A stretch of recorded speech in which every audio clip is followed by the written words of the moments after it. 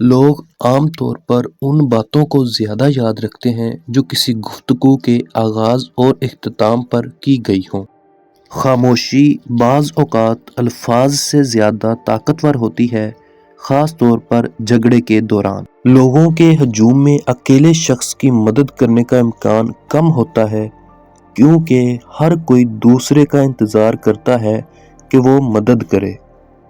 اگر آپ کسی سے کوئی سوال پوچھیں اور وہ جزوی طور پر جواب دے تو خاموش رہیں۔ زیادہ تر لوگ خاموشی کو برداشت نہیں کر پاتے اور مزید تفصیل دینے لگتے ہیں۔ اگر کوئی شخص اپنی باتوں کے دوران بار بار اپنے چہرے یا گردن کو چھوتا ہے تو وہ یا تو جھوٹ بول رہا ہے یا بے چینی محسوس کر رہا ہے۔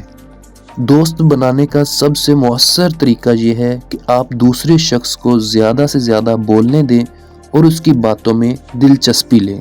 اگر آپ چاہتے ہیں کہ کوئی آپ سے دوستی کرے تو اس سے کوئی چھوٹا سا احسان کروانے کی کوشش کریں۔ جو لوگ دوسروں کو زیادہ معاف کرتے ہیں ان کی ذہنی صحت بہتر ہوتی ہے اور وہ زیادہ خوش رہتے ہیں۔ مزید اچھی ویڈیوز کے لیے ہمارے چینل کو سبسکرائب کریں، لائک کریں اور شیئر کریں اور بیل آئیکن کو دبا دیں۔